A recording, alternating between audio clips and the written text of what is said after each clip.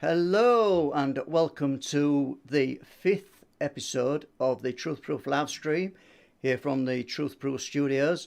Hi, my name's Les and welcome everybody in the UK and around the world. It's great having you on board and we hope today you have a good show.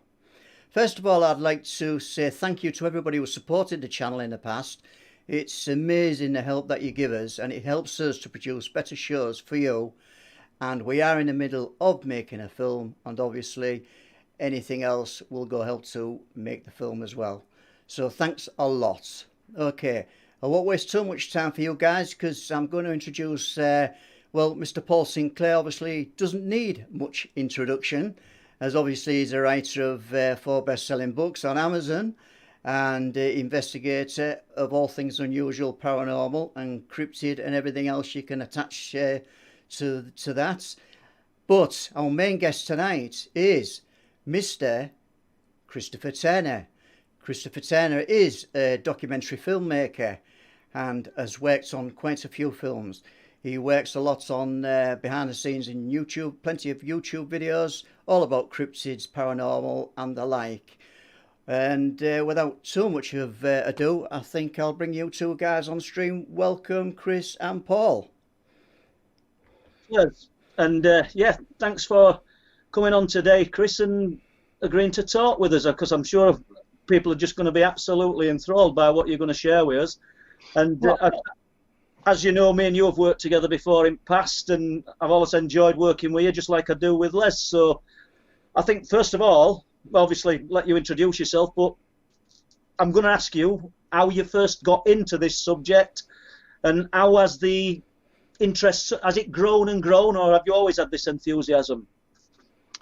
Well, thanks for having me on, first of all. I know we've worked together for probably about a couple of years, didn't we, on and off, on various projects. But I always tune into the show anyway, and sometimes I get in late from work. And this is probably the best way that I can get my questions to you. So this will be a really good way of having a conversation, really, because often when I put my question in the chat log, I know you guys get so many questions. Yeah. And there's probably people out there that feel the same. Sometimes there's just so much to talk about, and one question leads to another. So it's good tonight that we'll get a chance to do this, and you might have to just turn my mic off if I waffle, because I tend to do that a little bit. But in terms of how I got into this, that's I'll cut a long story short. Essentially, I was working in a factory this is about 20 years ago. And I met a guy that was into this fringe stuff, really more dark stuff, like the David Icke, deep satanic stuff, satanic rituals, and all that really dark stuff. And he wanted to make a documentary, so we ended up buying a camera. But like 14 years ago, when you wanted to buy a camera, it was a lot more expensive. It's not like now. I think now I look at it and just think, this is why you'll probably hear me on my YouTube channel encouraging people to go out and do this, because you can now pretty much run a YouTube channel with a phone.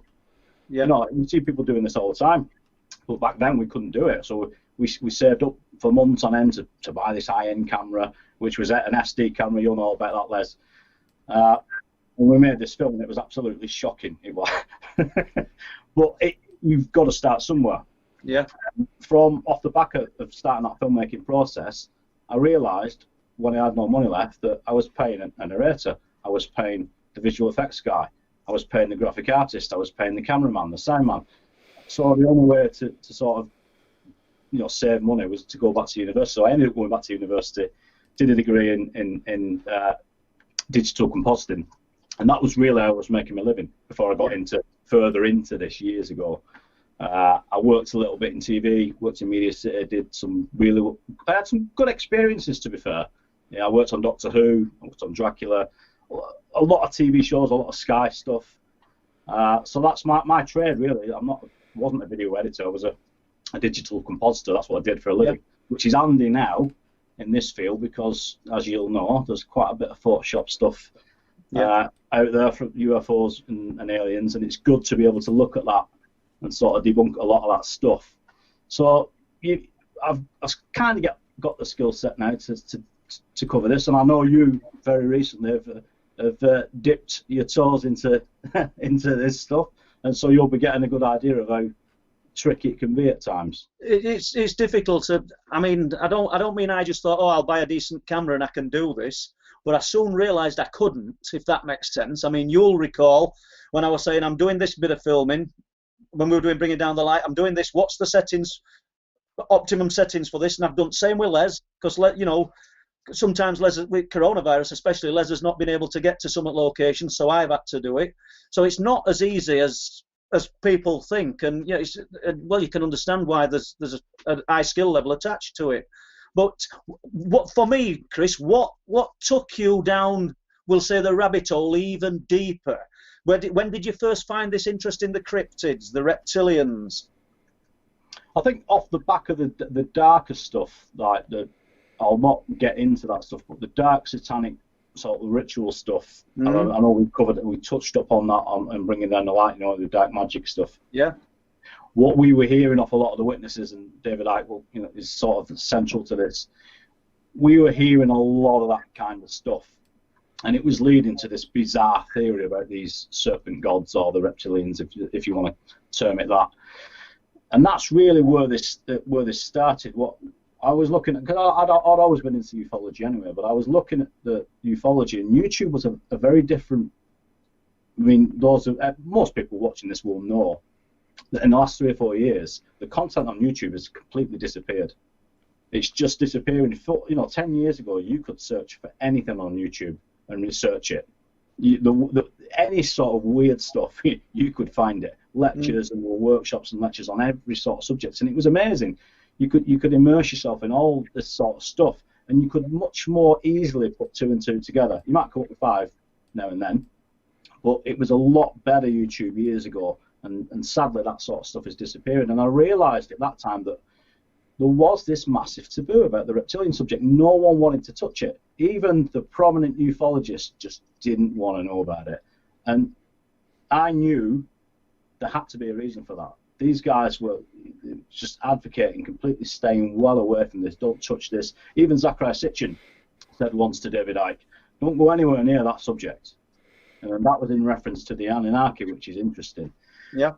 Because there is some debate about who the Anunnaki are and what they are. Well, that's probably a topic for. I know you're talking about having Pierre back on in a few weeks, aren't you? Yeah. Hopefully Pierre back can cover that for you. Well, that in itself is a really complex thing. And of course, then when I started contacting these reptilian contactees, then it started delving into military abductions. Then it started delving into contactee cases, and everything started coming full circle. And we'll probably get into this later on with the folklore and mythology and the cryptids. All this is connected somehow. Yeah.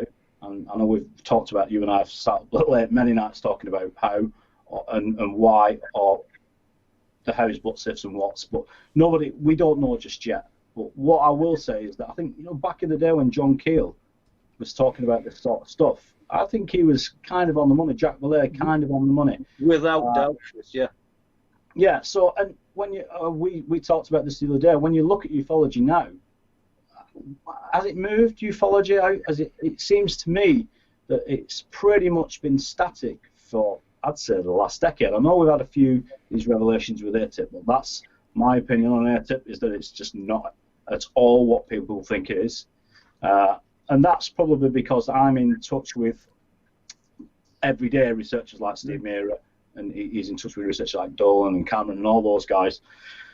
So in some respects, I'm really lucky because I know obviously we work together, and I work in some aspects with a lot of researchers all from everywhere. It's cutting edge stuff. You're right, but the ufology, the people within the subjects, and there's no personality here that I'm having a go at all, but it's not really moved on that much. The subject has not changed. It's the same phenomena. It's not, in my opinion, it's not evolved. It's the same phenomena, but people are still looking at it through the same eyes that they've looked at it for the last 40 years. You know, the same kind of approach, and it needs a new set of eyes, a new thinking, because it's not solved the puzzle in all that time. And I'm not saying that we're in a position to solve it, but we've got to start looking at it a different way if we're going to move forward with the subject and find any answers. But yeah, yeah, absolutely. No, I totally agree, Paul. I totally agree. And again, it's not a go at anyone in particular. I think all that's happened with ufology is that it is morphed into a business. That's kind of what happened with it, and I think part of that was deliberate. I think when the guys that cover these sort of things up, when they saw that happening, they probably enjoyed that. They probably helped the process along, actually, because it enabled them, especially with social media now, it enables them to just cover up any sort of incident really quickly. There are guys out there deliberately putting out disinformation every day. The same for the cryptid stuff. On top of that, you'll know yourself, I don't know how many of these guys that you met, but there are disingenuous witnesses out there as well. Yeah. That to contend with. So it is a bit of a minefield, really. But in terms of the reptilian stuff, I knew there was something to it, a lot more than that. But I also knew that I probably wasn't. You know, I'm really a filmmaker and sort of semi-investigator, and not necessarily a researcher. It just so happens that I'll take bits from here, there, and everywhere, and I'm good at sort of putting them together and putting them out there for everybody else, because I think that's probably now what needs to happen with YouTube sort of removing certain things. You're not going to get access to that, so you've got to be a bit more creative about how we do it. So, Chris, jumping from that, I know you've got you sent Les a few slides, some pictures that I've taken as well. And do you want to talk through any of them and your views on that? Do you want? Yeah, you can do that. Put them up. I mean, I knew on previous shows, I know you've mentioned a couple of those images and you've never had them at hand, so it's a good way of letting you explain all about those images. Yeah. So the first one we got is your ET or demonic entity picture. I can't see that. Can you see it, Chris? No, no, you won't see them, guys. It's but the viewers will. Okay, no worries. Yeah, well, that image is. I mean, I don't know what you guys will make of that. I mean, I'll give you the context behind that because it's difficult from the outside looking in. But that image was sent to me by a witness in America, and her husband used to work on the oil rigs, and she was in the process there. That is actually a video still. I couldn't see the video because the video was not for my eyes, if you know what I mean. Yeah. Her husband was working out on the rigs, and they were a sort of semi-religious family. So what she was doing in the video wasn't anything like really bad, but I don't think she thought she should have been doing it. But her husband's out there on the rigs for 4 months at a time. She never saw him, and he asked her to do this video. So he receives the video on the oil rig. There's a bit of delay. This is years ago, so it's not like it's efficient as it is now. Okay. And he's got this video. The call's ended by that time, and he's rang home straight away. He's watched this video back, and he's rung her at home. She picks up the phone, shocked because the guy never rings. He never rings, and he's ringing up saying, "What's going on? Is everything all okay? Are the kids all right?" She's sort of, "Yeah, what's the problem? Asking what's the problem?" But the back end, what you don't know about that is that she and the children had been telling the husband for years and years and years that these entities had been coming in the room, taking the kids, taking her. They've been leaving marks on the kids, marks on her. The military had been coming in. Same scenario, slightly different set of circumstances, but coming in through the roof, that old, the old abduction thing. And he just wasn't having any of it. He just did not believe her. So in some respects, she was quite pleased when she saw this image and she saw this entity that was behind her on the image. She thought that upon seeing that, he would completely do a 180 and be on her side, but he actually went the other way. He went even further into denial then. And it actually really backfired. And now, unfortunately, like that, the girl behind that image is not at all in a good place. I still keep in touch with the sister who's had the same experience as kids. So it's the same old story. Is it ongoing? Still happening? It's ongoing. It's been on, and it's the family lineage. It's bloodline. So again, it's happening to all the family. It's been happening to the parents, and often with these cases, as you know, it can lead to trauma, and it can lead to bad circumstances, addictions, and that kind of thing, abusive relationships, and it's just such a shame that kind of thing happens. But quite a bizarre image, really. Yeah, very. Okay, I'll put the next one on. You'll have to explain which one it is for me, because as I say, ET abduction injuries, Chris. Right. Yeah, that's also from don't mention the reptilians, the documentary, the first one that I made about the abductees. I think that's from a friend of mine, Ellis Taylor, and we used that in that documentary.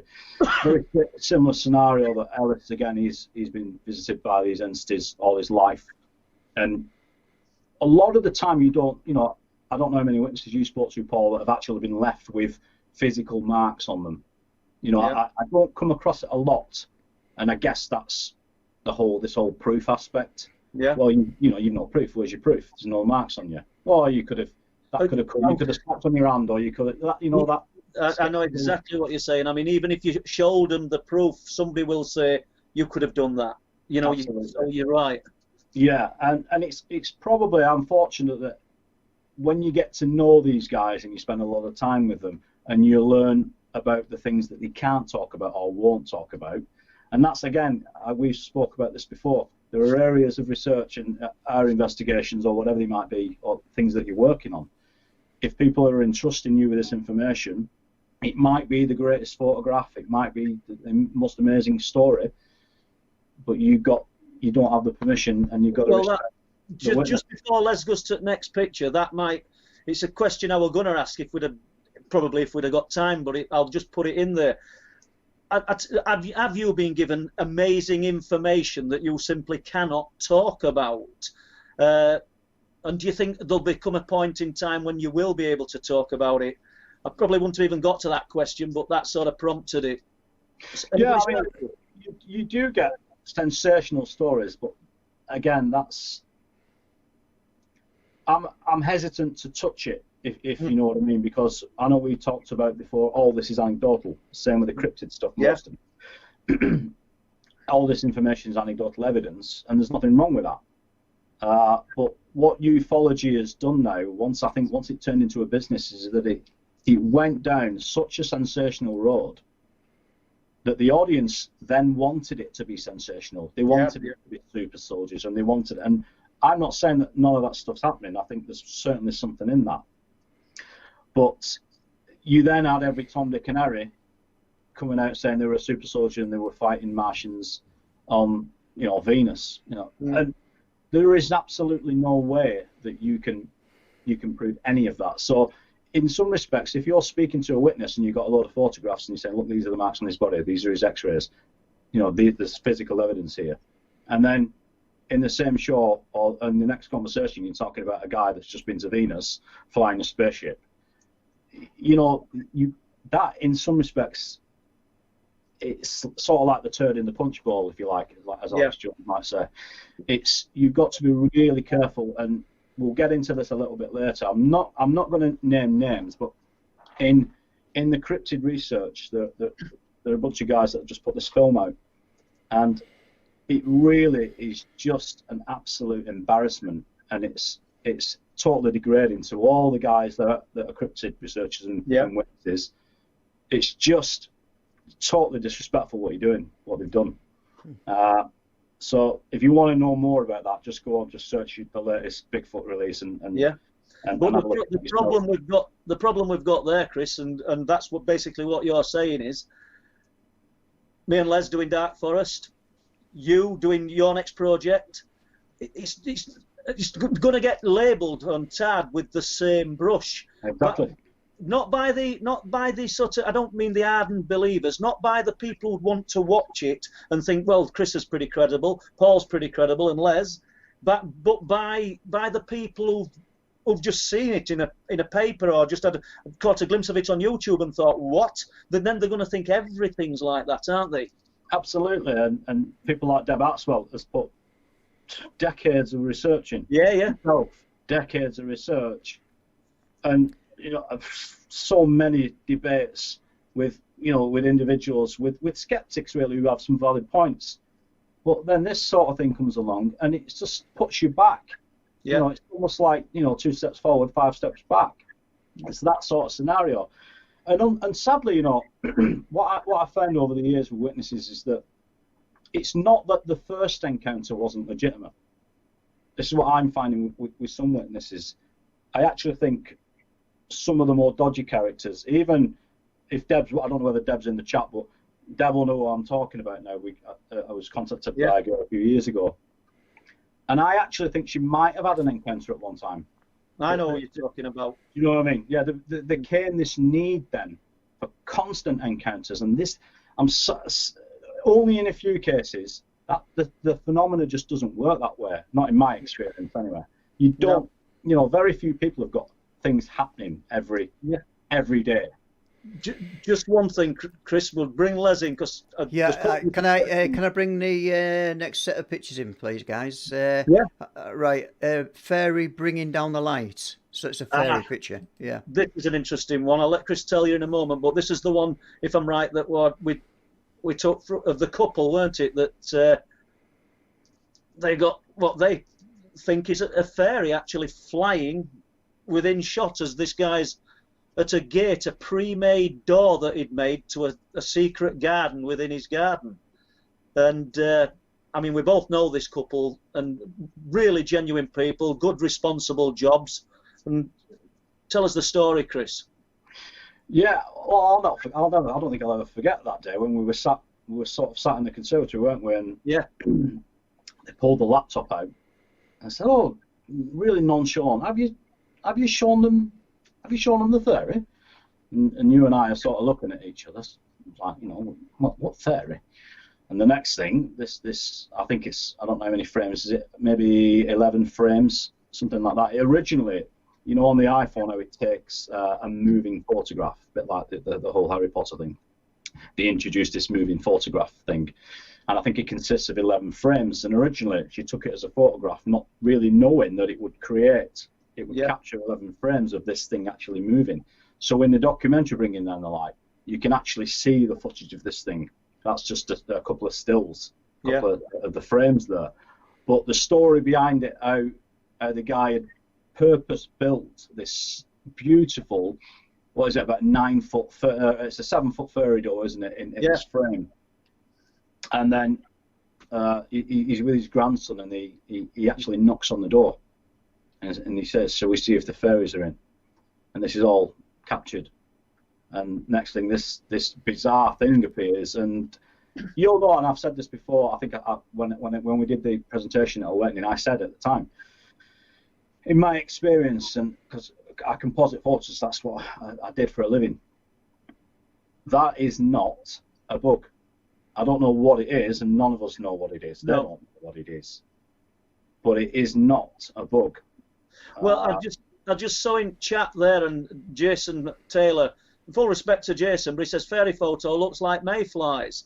And, you know, you're only just getting a snapshot of that. Like Chris said, there's 11, it breaks down into 11 frames. It almost sounds staged by saying that this guy knocked on the door and said, "Shall we see if the fairies are in?" But I mean, we know these people, they're really responsible kind of people, and I don't think they'd try and stage anything like that. When you get close up on this little entity, and if it's a mayfly, it's a mayfly, Jason. I'm not going to argue with you because, once again, we can't prove it, but it actually looks like a little being. It does actually look like that, but who's to say? You know, it's interesting that the mayfly thing came up because that was one of the first things that I did, because I'm familiar with a guy from Manchester. He's a university lecturer in Manchester, the guy who took the mayfly images, or what were perceived to be mayflies. So even when you look at his images of what he says of the fair, we'll call them the fair for want of a better word, when the newspaper ran that story and you had I think some guys from Nature magazine or something ran the images side by side, they look nothing like mayflies. Look, I won't say they look nothing like mayflies, but it takes 2 seconds to notice that these things are different. And certainly this image is nothing like a mayfly, absolutely nothing like a mayfly. And what's more, to be that big on using that lens, I can't remember the focal length actually of that of the iPhone. I can't remember what year it was, but at the time I did look into this because I know what the focal length of it is, and you can check the focus because iPhone's autofocus. So I did all that sort of comparison to it, and look, I'm not ruling out that the circumstances were there and it is a mayfly. It just you'd have to see the video, I guess, Paul. Yeah. That's correct, and the fact that it were glowing as well, because the sunlight were in wrong position. The sun were in wrong position, weren't it, for it to glow? Yeah, the whole door, the built a canopy over it. Yeah, it totally blocks the sun out because that's the first. I mean, I know you're the same as me. The first port of call, because I've had a lot of run-ins with skeptics, is right. You develop a really skeptical nature. Mm. One, for your reputation, and two, because of the subject. Because if you get this wrong, anyone that is legitimate, you're going to make them look like an idiot. Not only that, you've got to be diligent with this. And look, everyone makes mistakes, and that's one of the things that I've always said. I could be absolutely wrong about all this. You could, and I make sure that I say that all the time. There are no straight answers, sadly, in this subject, but I think that's probably why we love it. Let's jump to another picture then, if possible, Les. Yes, let's have a look, and I'm just going to scroll through these now. Let's have a look. We've got footprints. Yeah, the footprints were from the first elusive documentary I made about the British Marlin, and that's sort of like courtesy to pretty much all the work of Deb Atwell, people like Adam Bird, but mainly Deb really, who did a lot of research, and a guy called Jason Parsons that helped with that. In that film, there's a bit of footage from Jason Parsons that I was considering showing that tonight, but it's a tricky bit of footage, really. I mean, it's low resolution, it wasn't planned, and it's something going on in the background with a Bigfoot potentially there in the background. But the footprints, I made a film recently about lack of evidence, because what you do with any subject, I think, when you're new to it, is you come in blasé, all guns blazing. You think you're going to be able to solve this mystery in a matter of months, and it just doesn't work that way. It just doesn't work that way. So it quickly becomes apparent that once the skeptics are all over you, you know that you need a more scientific approach to this. So then we started looking for footprints. And some of those, I think there's a couple of sets of the footprints that I found. But in my opinion, even though those footprints shouldn't have been where they were, I still think they were made by a man. Yeah.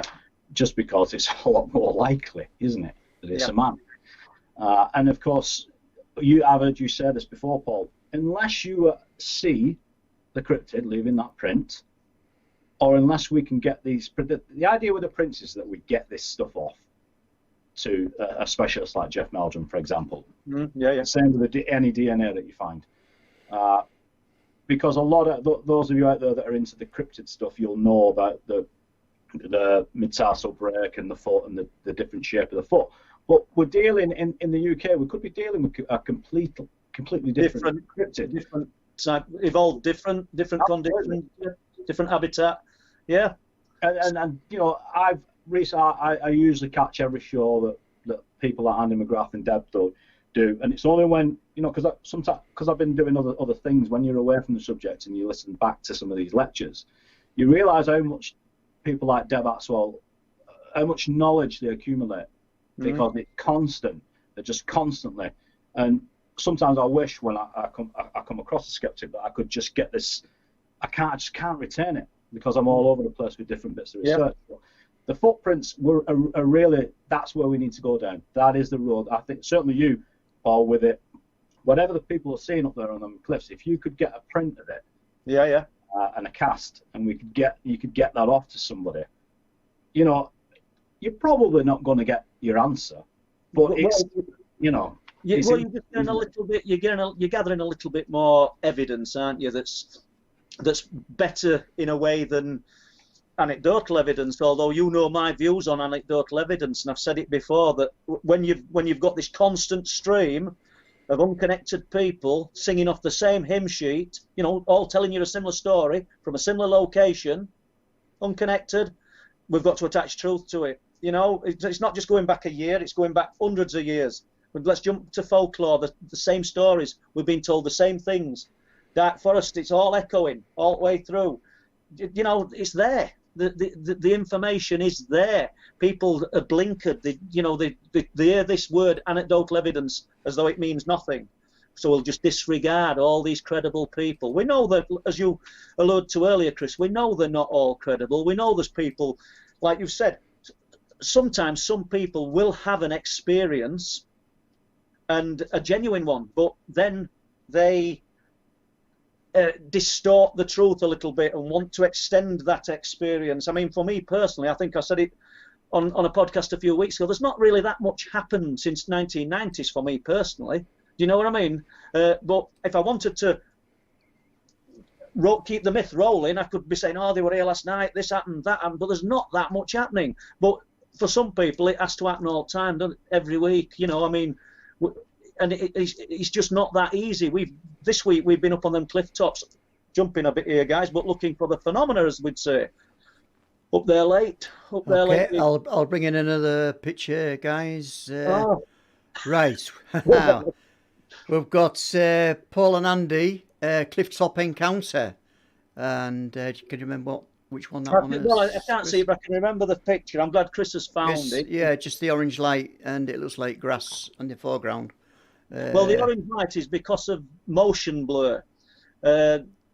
Because I'm sort of trying to get a picture of this thing as I'm walking towards it, and basically this is, I think we did talk about it a few weeks ago, and this thing, I thought most times when we went to cliff tops, and Chris has been to this location, I think you have as well, Les, on this hillside, that pair of eyes, these sort of yellowy eyes, and they weren't rabbits or anything, these were big, were sat watching us. And this particular night I decided to set off walking and get a bit closer to it. I didn't at that time have as many accounts of what people claim to have seen on them cliff tops, else I might not have been as brave, you know, because, you know, be careful what you wish for. We're looking for this, we might regret it if it comes and taps us on the shoulder, sort of thing. But yeah, I mean, there were a few more of them photographs, Chris, weren't there? And unfortunately, yeah, the camera's not equipped for night shot like it should have been. We'd have probably been better with the thermal that we've got now. At least we'd have got some kind of profile of what it was that we were looking at. Yeah, and it ties back into, I think you were mentioning this on last week's show. Ultimately, this you never know when this is going to happen. And no. I've been working with cameras for 15 years, and it doesn't matter whether you're an excellent cameraman. If the phenomena appears, you know what it's like. You're not going to get that image. We tried, Paul. How long have we tried to get the bloody lights? I mean, there were 6 of us watching those lights. It was a spectacular display that night when the lights showed. And I think we got one image of them, Jerry and I. We got one image. I think with the wind chill, it must have been about -3. It was cold. You know, for hours we were holding this camera waiting for the lights to appear. And the same old scenario, we put the camera down and out they come. Not just one of them, 6 of them. And then the jets came, didn't they? Yeah. The F-15s. Were they the F-15s? Yeah. And the F-15s were chasing these. Well, I say chasing. It was embarrassing, really. Watching them, they looked like snails in the sky, just trying to keep up with these lights. And the minute they got anywhere near, the lights they sort of implode, don't they? Yeah, implode is the word. Yeah, they don't. They do go in on themselves, don't they? Yeah. And I know Jerry was absolutely blown away. I mean, Jerry. I know you spoke about Jerry before on the show. Jerry's a professional sound engineer, so it was good to have him up there because we were going to do some sound experiments. But once he saw the lights, he was just absolutely blown away. And I was blown away, really.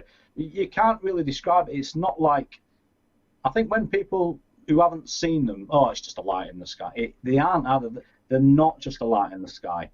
You know, there's something really unusual about the way that they present themselves. It's almost like they burst into our realm, if you like, just the way they come in. It's really strange. It's hard to describe, actually.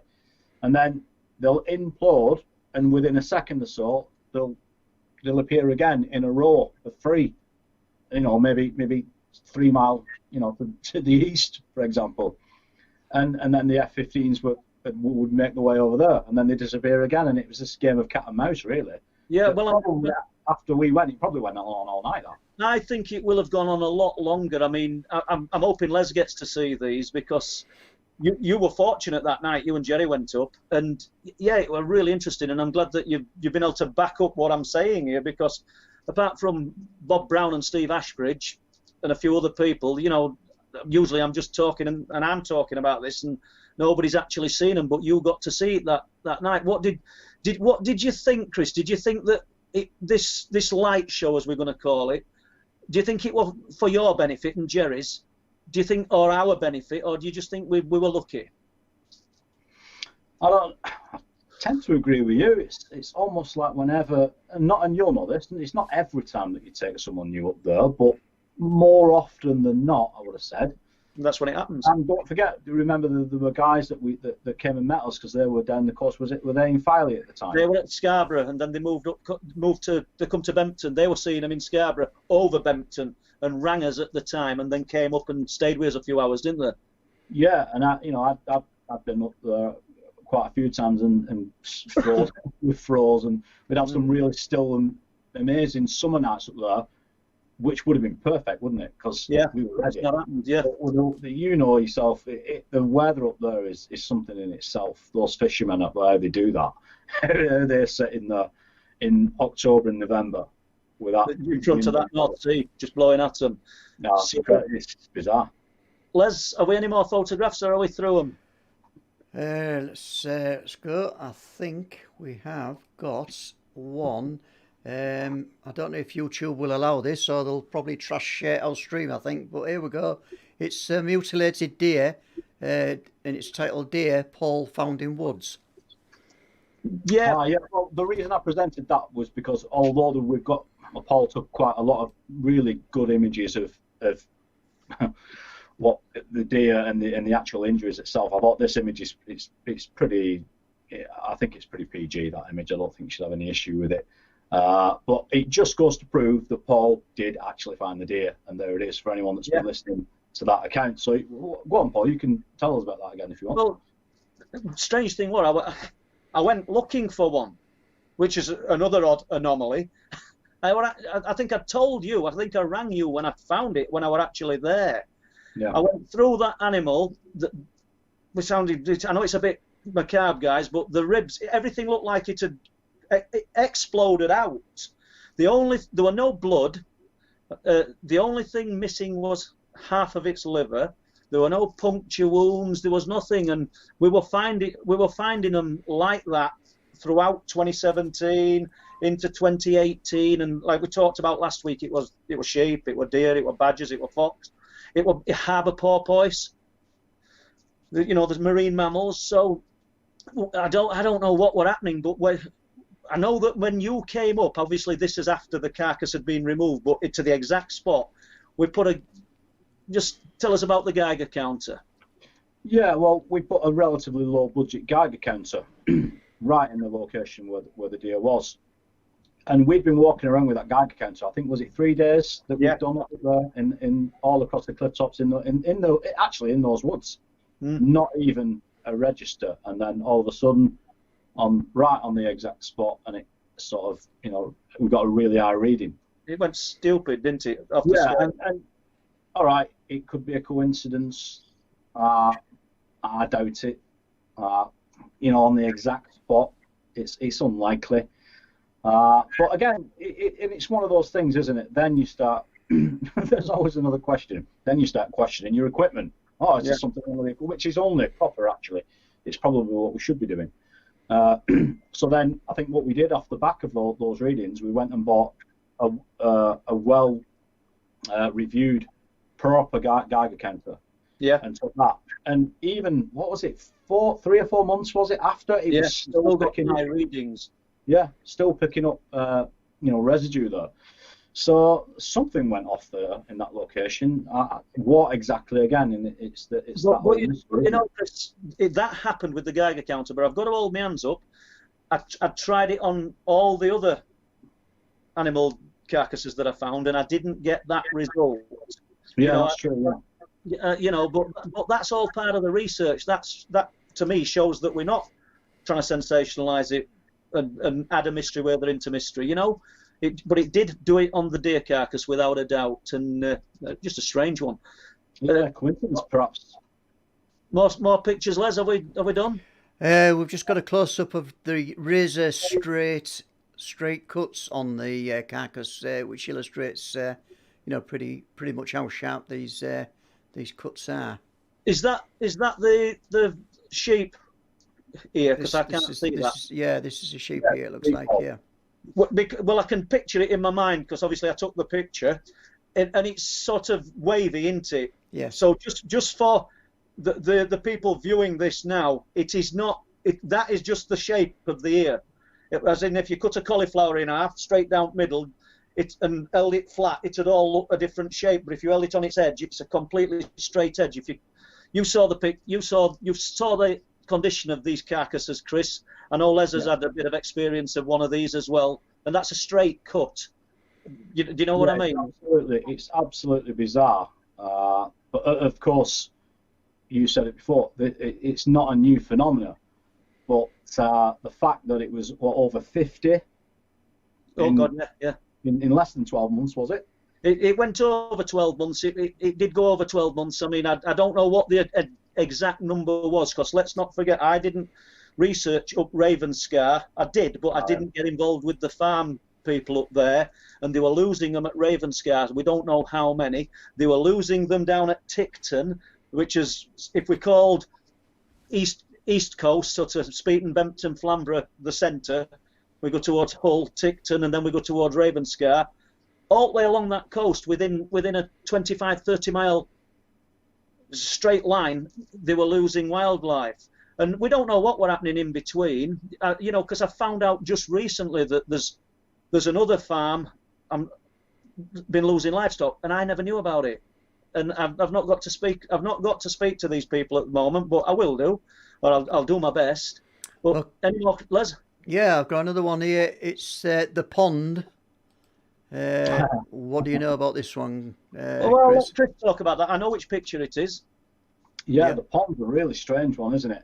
Because there is a little bit of a backstory, and there's a history with this family that would take us far too long to go into now. I mean, particularly the male of the family have been having experiences right since childhood, and really bizarre experiences as well.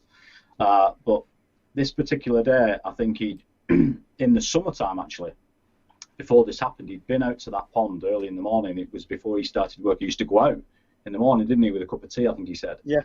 It's a beautiful place as well. This garden's beautiful. And he saw what he presumed was, what was the bird, Paul? What's the name of the bird? He thought it was a coot or a water hen, but an albino one. He's got an acre of land, this guy, hasn't he? There's an acre of lovely, pristine gardens with a sort of natural pond in it. It's really, really nice, like Chris says, but a big pond. So go on, fire away, Chris. Yeah, so he thought this thing were dead. So he thought, and there were other fish in this pond, so he went back to his workshop to get a garden fork to get this thing out of the pond like as fast as possible. So he comes back with this fork and he attempts to scoop this thing out of the water, and as he does that, this thing rolls over, doesn't it? It rolls over and looks up at him. He said it's a face.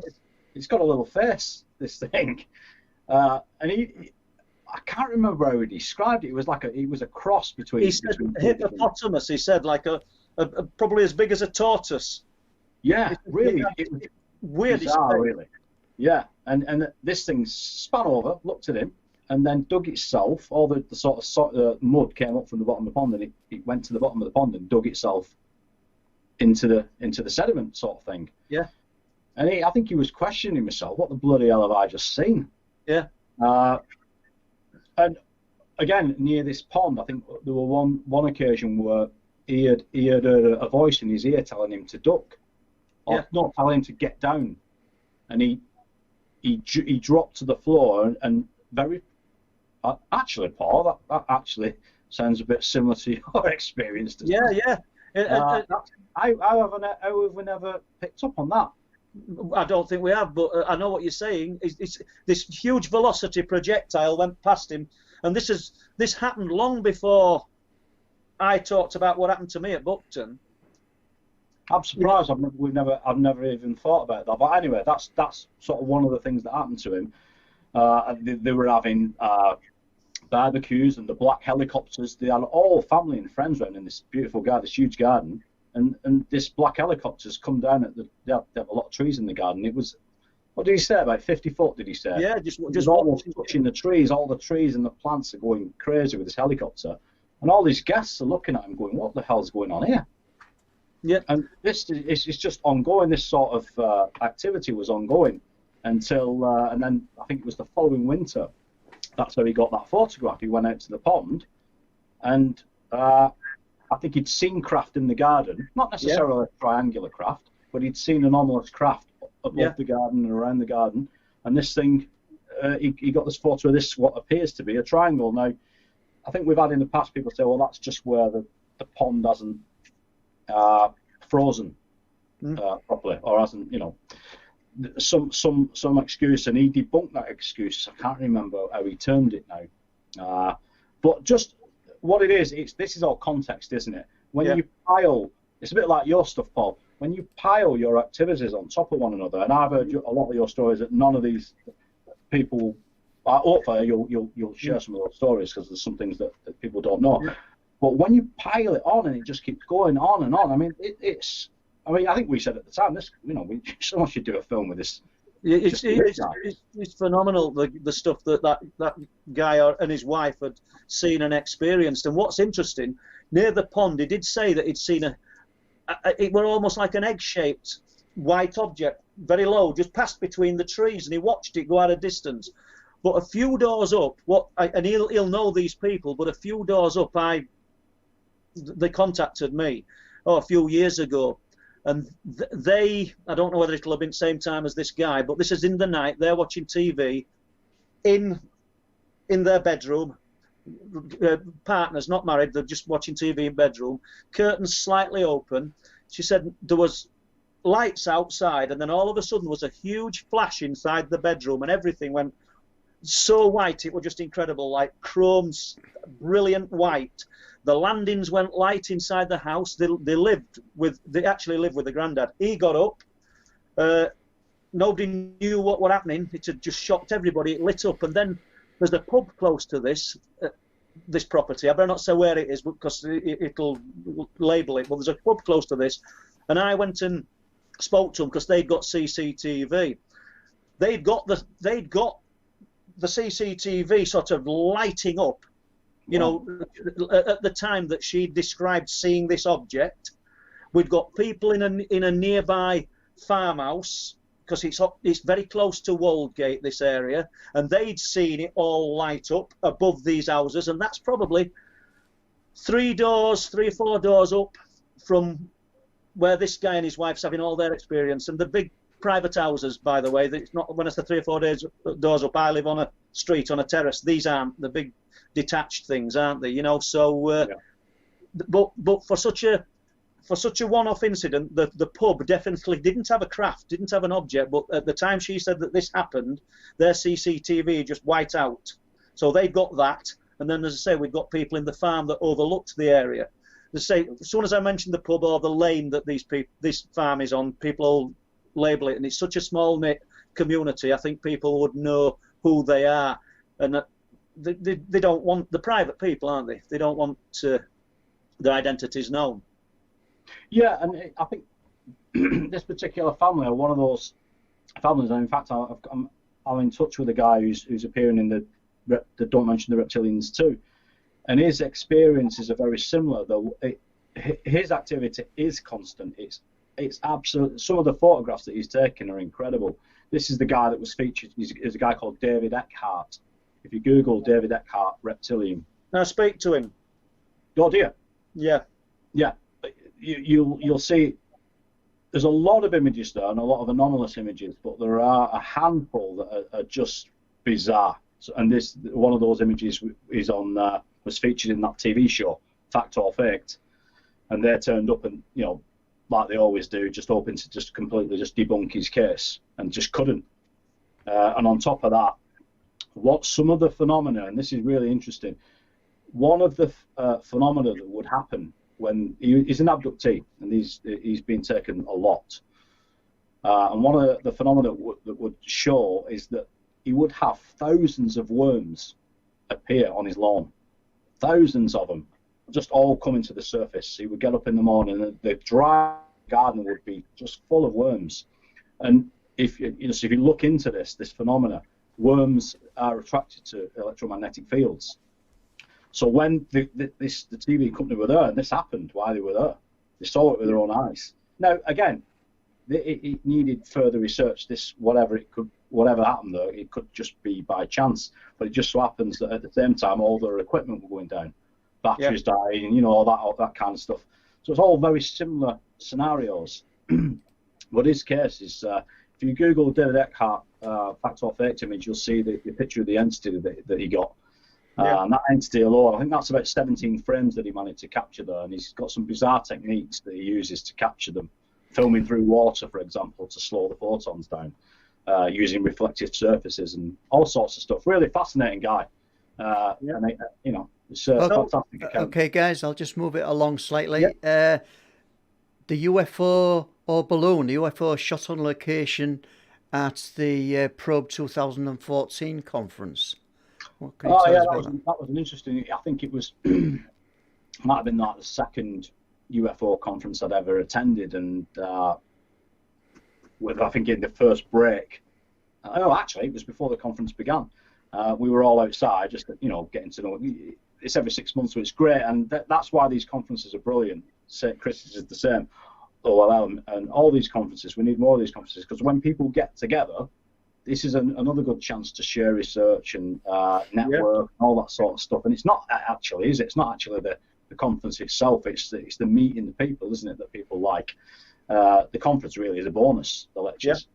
Yeah. And we were outside, and I was filming one of the lectures that day. I think I was filming Ellis Taylor that day. He was doing a lecture for a documentary I was doing, and this thing appeared in the sky outside. It just sat there. I think it sat there for about an hour. I'm in two minds with it. It could have been a balloon. I mean, we were in St. Anne's. It could have been a balloon, I think. And it's one of those where you're looking at that and the shape. Yeah, it looks saucer-like, but you can't rule out. We were near, I think what were we, 15 miles from Blackpool or something like that. There's a chance that it could have been a balloon. And there's always that chance, I guess. How many times, even actually going back to ATIP, with who's the guy, the Tom DeLonge thing, they were putting evidence out about the Tic Tac UFO and all sorts. Yeah. They presented evidence of a silver number 1 balloon. And that was debunked by, I think it was either Steve Meara or Barry Fitzgerald, one of those two guys, that said, wait a minute, mate, I know that image, I've seen that image before. I think they got a bit embarrassed actually by putting that image out. I can't remember the name of the group now. It's ATIP's the actual program, but TTSA. It's TTSA, right. Isn't it? The Tom DeLonge thing. Yeah. Well, I suppose even people, high-profile people up there, if they want to keep the name up there, I'm not saying that's what happened, but they'll have a go at anything, won't they? Yeah. Well, the whole ATIP thing, it's a bit of a red herring to me, and again, I'm fortunate that I'm in touch with the guys that are tracking this. It's not it's the mainstream stuff. I'm probably a little bit like you. I get a little bit bored of it because I don't want to. Yeah, it gets a bit deliberate. There's something really off about that ATIP thing. The craft itself. I mean, when you really look into it, the most interesting thing to come out of the whole classification of it or declassification of it was the fact that some of the programs that ATIP were looking into, some of the subjects, warp drive, quantum computing in other dimensions, and cloaking, a lot of cloaking technology, which ties into probably a lot of the stuff that's being seen. All bizarre, some of the real bizarre programs that they were looking into and spending money on. The same goes for the stuff being done at Skinwalker. Very similar concepts, very similar programs, and in fact, some of the guys behind TTSA were at Skinwalker. People like Hal Puthoff that worked on Stargate project, all that sort of stuff. the remote viewing project. Really interesting characters, actually. So, jumping from that then, are we done with pictures or are we more or less? Well, I Or think. have you got any questions? Yeah, what we're going to do, I think we've been on live for an hour now, and we're just going to have a little short break. Can I just say one thing, Les? Yeah. Because I didn't at the beginning, and Don Lodge's worked brilliant on new website for me, for us.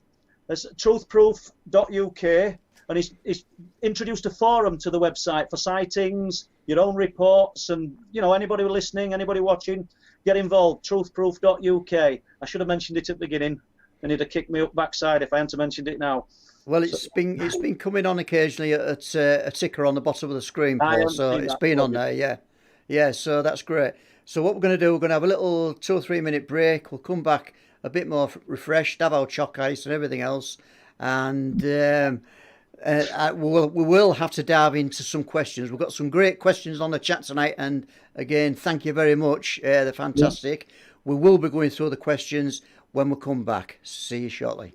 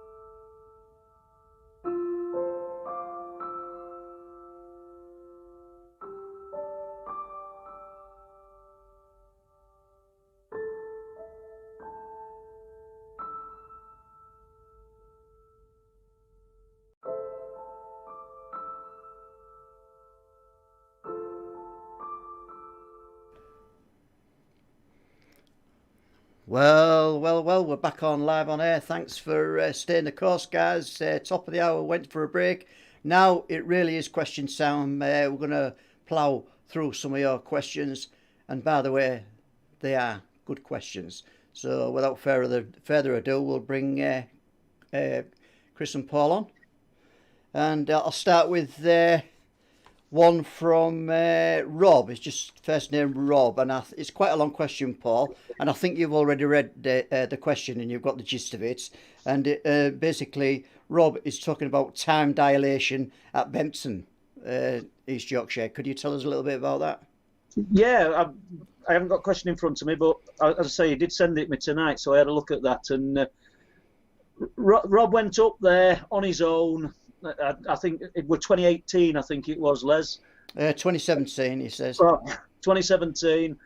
Took a series of pictures while he was up there. He said he's been up there and had a strange experience once before. So he's not been going up for me or for that benefit or anything. He's had his own strange experience up there. But this particular night, he didn't, from what I can gather, there were no weird feelings. There were no strange sightings of anything. But when he got home, obviously Chris will be able to jump and tell me about this better himself in a moment. But the camera timestamps the pictures, and he uses it quite often, but when he got home, there were a strange anomaly with the timestamp on the pictures. So he's thinking some kind of time dilation has taken place up there.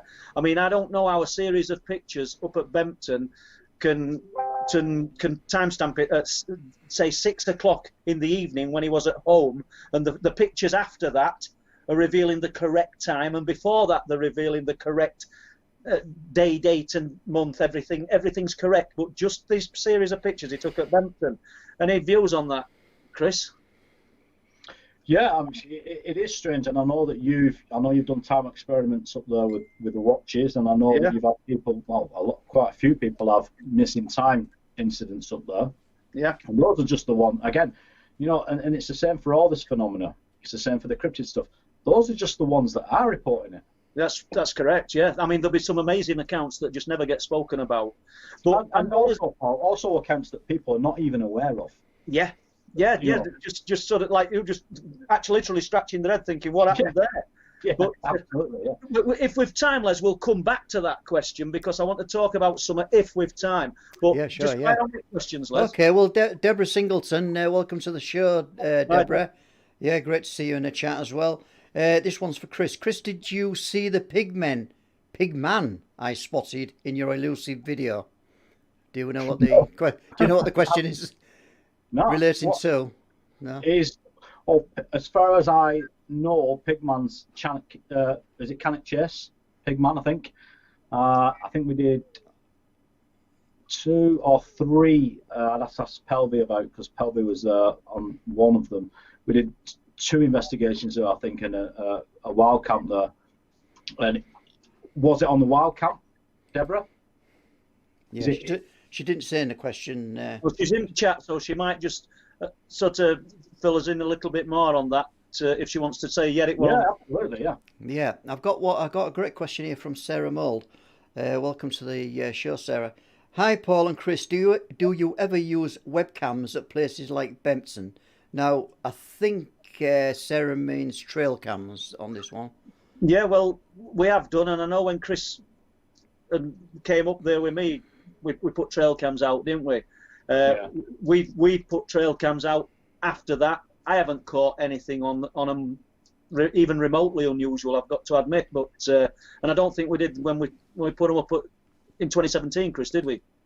No, I mean, again, it's very rare that you'll see anything decent on cameras, and to me it comes back to that old this phenomena, whatever it is, whatever mechanisms that it's using, or however it's presenting itself, it seems to be able to fool the mind, but it can't fool a camera.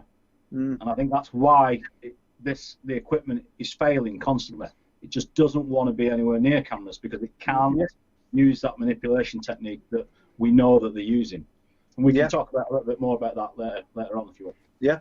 Okay, I've got another one for you, Chris. Jigsy Workshop would like to know some great names here, guys. I really like them.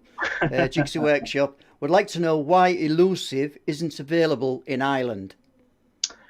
It's down to I don't own the film anymore. I sold it to the distributor, so I don't own any of the rights to it now. So sadly, it's nothing. I'm still permitted to sell DVDs at conferences and stuff like that, but in terms of streaming, I'm not. I'm just prohibited from doing it.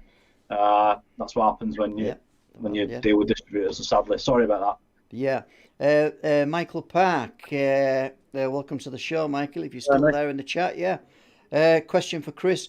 Chris, is there a strange location on the world where you would love to investigate? Is there anywhere in the world that you'd really love to go to investigate? Yeah, I think it'd be a bit obvious to do Skinwalker because everybody wants to do Skinwalker. Ironically, with Skinwalker, and Paul will know about this because it's probably one of the things that you can't talk about, but I'll touch on what I know about the place because I've got a guy that knows someone from that area. And it's the ranches surrounding Skinwalker.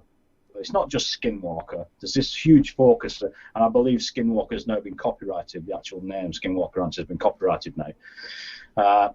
So yeah, the surrounding ranches are also have this phenomenon. And you've said it before. It is not the only place. Personally, I'd love to go to Canada and do some Sasquatching personally. And there's an empty triangle in Russia as well.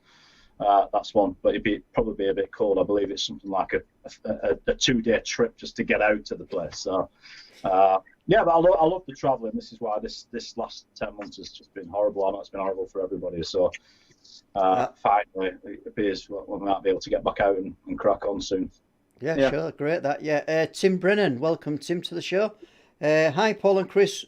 What do you both think of Stephen Greer's CE5 project? Go on, Paul, let you go. Well, I'm not sure really. I'm not. I know there'll be people in the chat will know more about this than me, but from what I can gather, it's about meditation and trying to evoke, should we say, the phenomena, be it structured craft or lights. I don't know which, but myself, I don't know whether it works. And I know that when Andrew Collins came up onto Cliffs at Bempton, I wouldn't say we're doing CE5, but he liked his meditation as well. I'm not knocking it. I don't know. I think that if it's going to present, it will present. And case in question, when I took Chris up there and Jerry, and when we've took other people, it does. But I think it's on its terms. I'm not saying people are getting lucky when this CE5's working, but as I say, it may work. Maybe we should be trying it. But at the moment, I'm not doing. What it is, what I'll tell you about C5, that actual protocol, what he's actually doing is it's not new at all. That what they're trying to do, and you're right by saying he is right in saying that anyone can do this sort of stuff, and this gets into. I can't spend a lot of time on it because I don't know that much about it. But what you're talking about really is magic. This gets into magic, however you want to look at it. Whether you believe it or not. It's real, and it just goes by different names. That's basically what they're doing. And you can talk about the Skull experiment as an example of that. They conjured that spirit, what we call Philip. Yeah. Essentially, my personal belief is that, and I spoke to Steve Meir about that. This is the paranormal stuff is his sort of area, and he believes, and I believe. I think he's right that I think there's two different things going on there. I don't think this is necessarily ET, and we don't know it's ET anyway. No, exactly. I just believe that this phenomena, if I think it can be conjured by large collectors, not even large, just groups, and even individuals can conjure. But Paul, this is really interesting because what are they actually conjuring? Are they conjuring something that's appearing to them in their mind and they're seeing it and no one else is seeing it? Because we've seen this with UFOs and we've seen this with cryptids, and we'll talk about this if we get a chance, because I wanted to ask you about that landmass. Remember the landmass that you were walking on the farm that time, and you said to me, and all of a sudden I looked and there were a group of trees and some poles that didn't belong there. Yeah. almost like it would, this landmass or whatever it is being projected. You were almost like you were looking at, it weren't a mirage as such, I was looking at something that just weren't there. It shouldn't have been there, and it sort of weren't there a short time after. It was strange. Yeah, and same with the phenomenon. Is this werewolf a werewolf? Or is it a projection of something else? Good point, and are we, the nuts and bolts UFO guys, see the structured craft, the light phenomena guys see the light phenomena? Are we ourselves actually evoking and manifesting this stuff? It's got to be looked at. It's got to be thought about. I mean, the werewolf stuff, the dogman stuff. If you really go back into ancient texts and things, it were all about magic and demonology and creating these things, and the transformation, the lycanthropy, the transformation, which I don't believe happens, but a lot of these people didn't believe it happened either. They thought it was an illusion created by the magic. The magic creates the illusion, and that weren't just one person talking in ancient times. You'd find a collective of people thinking along a similar lines. And you don't get secret government, black ops, and aerospace talking about consciousness and magic in the same sentence without it being real. Yeah, these guys don't spend trillions of dollars investing into programs like the Stargate project, as an example, which was age-old now. Really, they're much more advanced than that now, and this gets into all areas. It's a bit like this whole science thing, the whole science myth. Science is a business now. It's not like it was back in when we were discovering new animals, and there's protocols. It's a business. It's politics. There's all this. The people that think NASA's legit, and it may well be legit as far as the public's perception goes. But anyone that thinks in this day and age that we're using rocket fuel to travel the stars is, in my opinion, needs to look a little bit deeper into these companies like Lockheed, guys like who's the guy that was working at Skinwalker? I can't remember the guy's name. He bought it and then he sold it. I know what you mean. You know what I mean? Yeah. I can't remember his name, but all those guys, similar guys connected to ATIP, similar guys connected to TTSA. All this stuff, it seems like absolute, like on the surface, it seems wild. Like it's just wild. What are you talking about, magic? Magic's just a word for whatever it is that they're doing. They're talking about flying some of these craft with consciousness, with brainwaves. For want of a better word. We're way beyond. We're way beyond where we think we are, in my opinion. Anyway. Right. We've got quite a few questions in that coming from the chat tonight, guys. So I want to go through some of these, and we'll get through. Tom Waters, welcome to the show, Tom.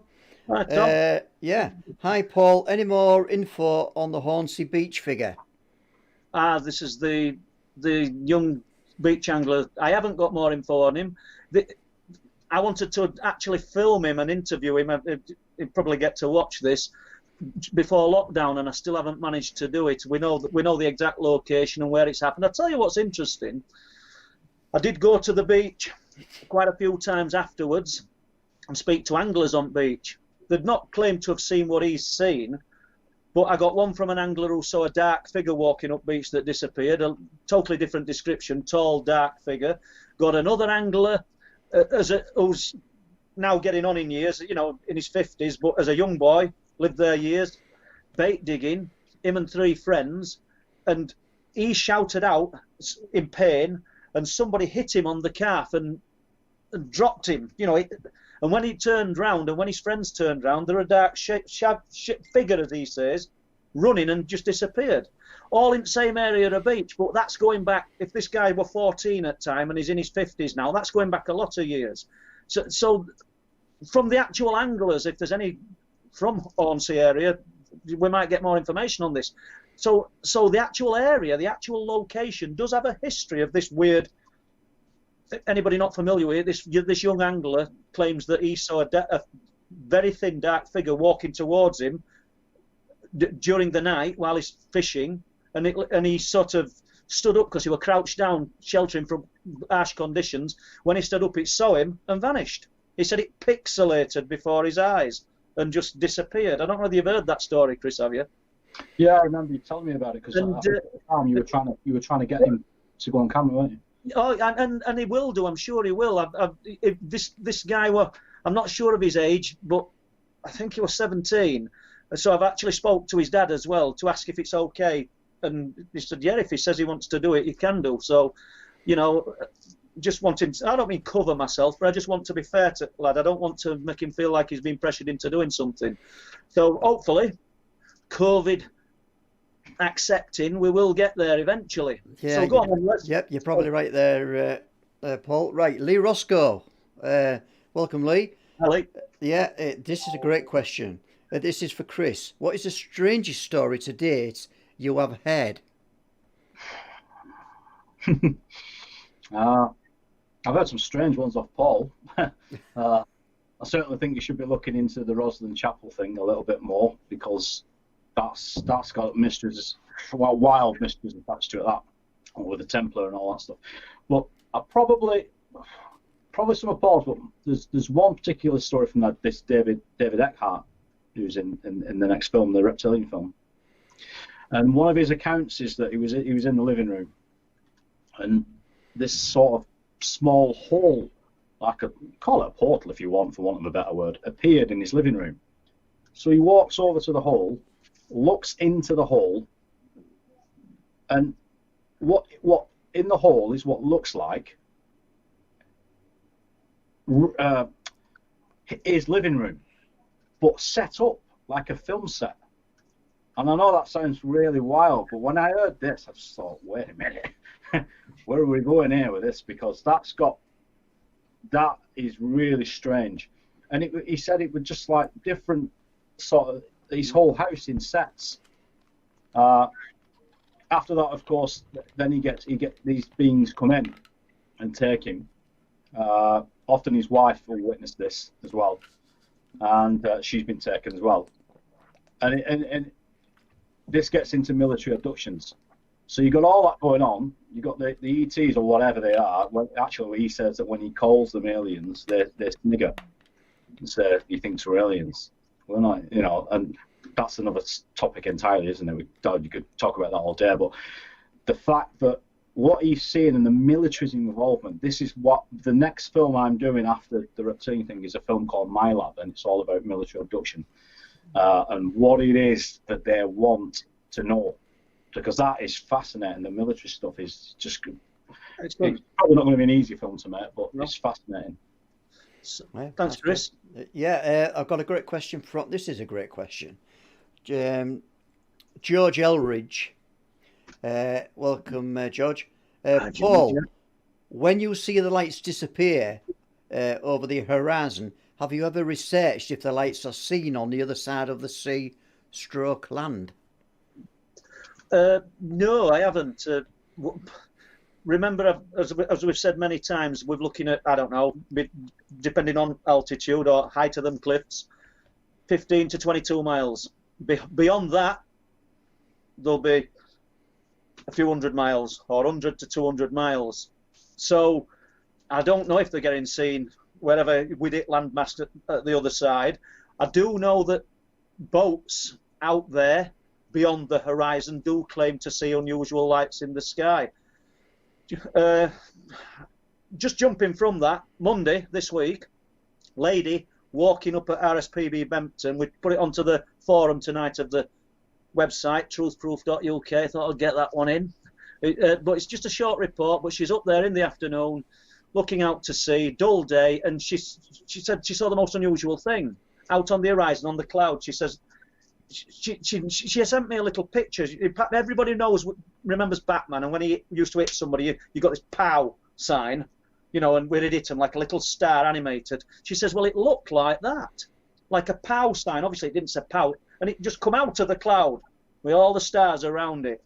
And she said, and that's all that she saw. She said it was so unusual. She said there were no lightning out on the horizon, nothing. It didn't light the cloud up. It just come out like a pow sign. And then she said she'd been on, so it will be on, somebody might be able to find this on I think it must have been on a wildlife website for that area, for that stretch of coastline. And a guy had a wonderful day up there, took pictures of the birds and that, and then he's put on unusual lights. So I'm going to look into that and see whether I can trace this man and see what, it could have just been unusual light conditions, but it's the same day. So it's interesting when she's telling me that she's seen this POW sign. Right, a bit off topic there, Les. I apologise for that, Chris. Fire away with another question, Les. All right, this one's for Chris. It's from Tino. Hi, Tino. Hi, Tino. All right, mate? Yeah. Chris, would you consider investigating Boggart Hole, Clough in Blakely, Manchester? Yeah, sure, absolutely. Yeah, I'm always up for, as I was saying earlier to Paul and Les about having an excuse to get out, really, out of the house. Yeah, absolutely. I'll look into if there's stuff going on there. I'll look into it. It's not far from me at all. So yeah, absolutely. Can I just say something, Les? Because it's just made me laugh. Is it Sir Andre? What it is? Like Linage? He said Paul might have an ownership claim over Rosslyn. Yeah, I just want to add, because I've spoke about Rosslyn, and I've had somebody do family tree. It was him in chat who did the family tree for me. So if anybody thinks I've just made that up, that guy's the one to ask. Well, are you a laird? Are you a laird, Paul? No idea. No. He's a saint. Is it? Right, okay. Okay, just to move on then. So I've asked that one. David Mitchell, welcome, David. Can you comment on how you think consciousness may be linked to the phenomenon? I think you've already hinted on, and you've touched on this a little bit earlier on, haven't you, where we're talking about projections in our mind and everything. I don't think I'd know how consciousness is linked to the phenomenon. I just think it is, after speaking to so many people, and I don't know what Chris's views are.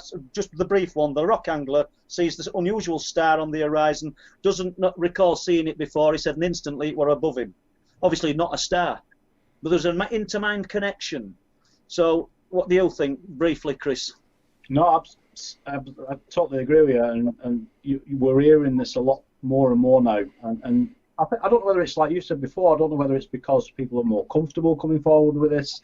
I don't know whether, because we have to admit that ufology, and this, it goes through trends.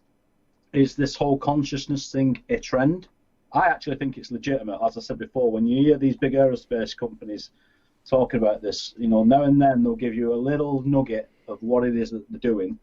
I think the guy that said it was something to do with consciousness, I think it was towards I don't know whether he was ill, I think it was towards the end of his life when he gave that little nugget away. But it doesn't surprise me when I hear the tales from my lab about what it is that they want with certain abductees, and they want them to work on technology that they've found, or artifacts that they've found via DNA or some sort of soul connection, because that's a question.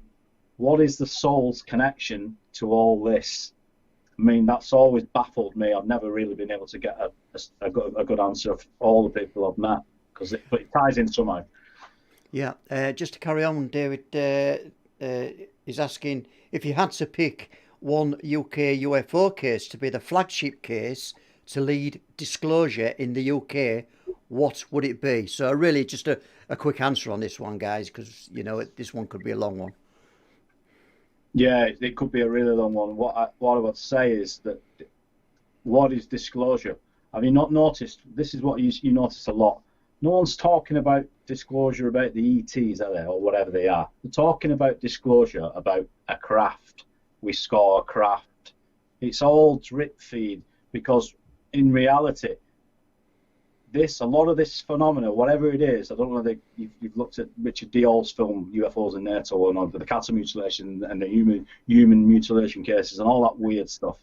Whatever it is, the government, and we talked about that whistleblower, Paul, the guy that we spoke to, they don't want to talk about this. They don't want to know that they haven't really got an handle. And just watching those F-15s, just whatever these things are, they're just toying with the military. So yeah, it's I don't know. I think we touched on it last week, and we're already being told, aren't we, subliminally, in adverts, in films. Children are just getting indoctrinated with the drip feed of information that will say the alien, that the ET, it's all like normal. You know, the picture books, the balloons, everything. It might seem like a bit funny and a strange analogy to use, but it's the norm.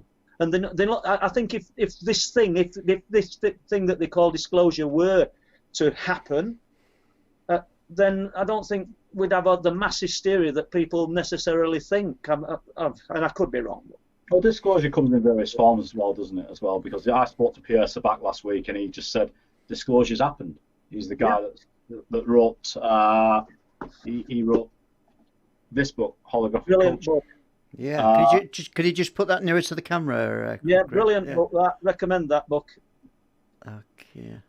But you'll need a month to read it. You'll need 2 months. It's detailed. Yeah, I mean, that's a 15-year. It's an academic work, and it's probably one of the best books I've ever read on this subject. Right. Okay. I'm going to move on. We've got a few more questions to get through. Wonky Wonders is asking for Chris, have you encountered anyone who has had any being, such as a reptilian, as a psychic parasite stroke energy attachment? Do you understand that question? Yeah, I've heard a lot of that stuff. Yeah, loads of stuff, loads of that. This is, I believe, again, it's one of those areas that you're not. This sort of stuff you're not going to hear disclosure about. You know, when all these look at people like Tesla, all these famous scholars, famous artists, scientists.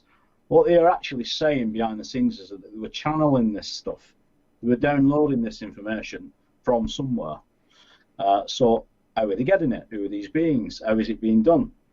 And part of this whole thing, and if you buy this book, you're going to read a lot about that, about this hosting and this connection to certain beings. And if you look at people like Carla Turner, James Bartley, Jerry Marzinski, Jerry Marzinski actually worked in a lot of mental institutions in America, and he used to administer the drugs to the patients, and they would tell him all about this. And even though these guys were deemed schizophrenic, this was something entirely different, and they were telling him about these parasitic entities that cause all sorts of what we might consider mental illness. So I believe there's a lot more to that, and I also believe that, according to Jerry Marzinski, a lot of his colleagues, doctors and psychologists, knew full well there was something going on, but of course you're talking about something absolutely wild here, so it could be a long time before we hear anything more on that. Well, potentially, Chris, what they were talking about, if they'd have come out openly and started saying, look, we've got a real phenomena that's presenting here with these people, they'd have lost their jobs probably, wouldn't they? Absolutely, and it's the same for science. It's the same for science. It's the same for all this aerospace stuff. It's it's pretty tight now. They got it pretty wrapped up now. It's very rare that you get. It's only the likes of you, Paul, and you get contacted and Deb and researchers that come across these people. Yeah. Anything big, as you know, with what happened at Woolsthorpe, for example, they're all over it. The event in Wales that Gary is looking into. Yeah. Again, similar story. Hunmanby, 1990s. Yeah. 1998, an absolutely incredible case. I would have thought, seriously, I'd have thought as big as Rendlesham. If we can get more people to come forward, the story I've got is incredible. Woolsthorpe, like you've just said, it's an incredible story, and we got one more witness to events around the time, should we say, just a few weeks ago. But right, go on, Les. More questions?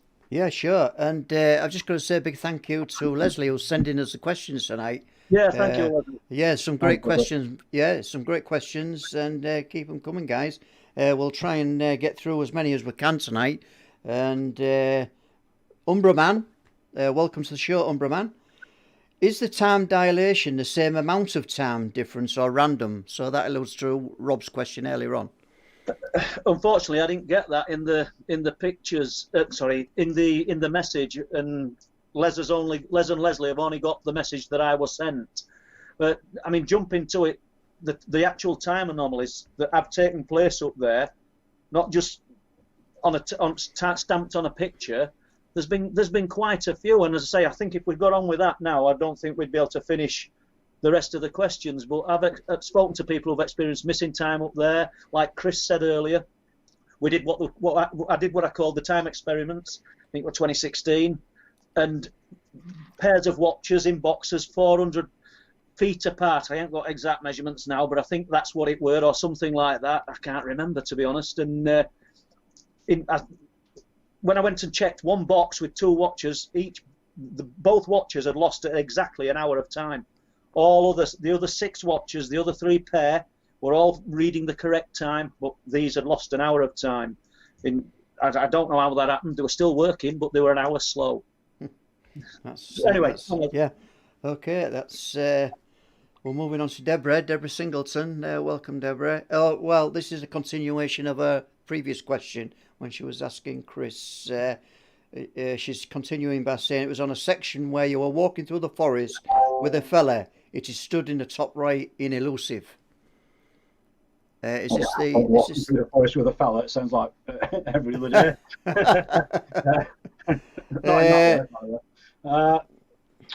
It might have been... Was it at Cannock, though? Walking through the... Yeah, I think it might have been talking about Ian Gunner when I went and saw an investigator out there called Ian Gunner at Staffordshire, Cannock. I'll have a look at that. Okay.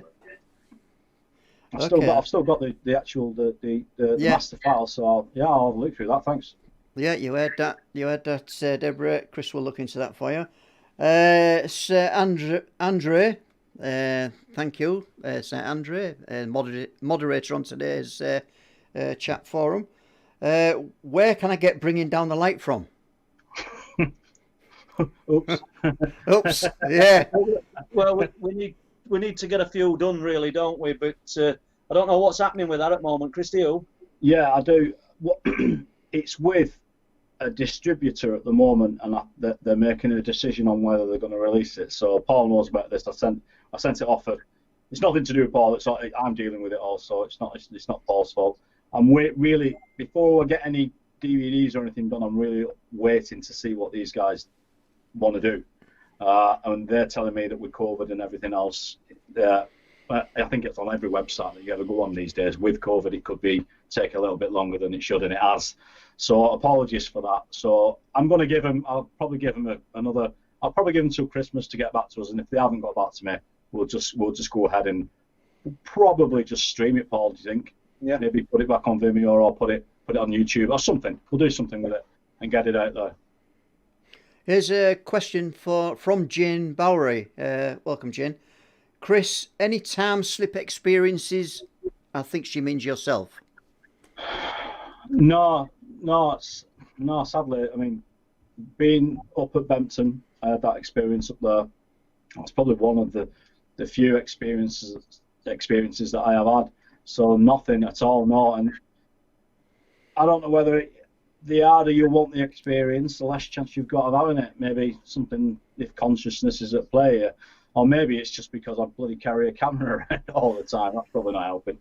So maybe I should stop that. So I think part of Elusive, when I'm filming Elusive 2 at the moment, when I do the wild camping, I'm going to be going out there for days on end at this time. That's the plan, to spend like 7 days in Scotland on my own out there. That's the plan anyway.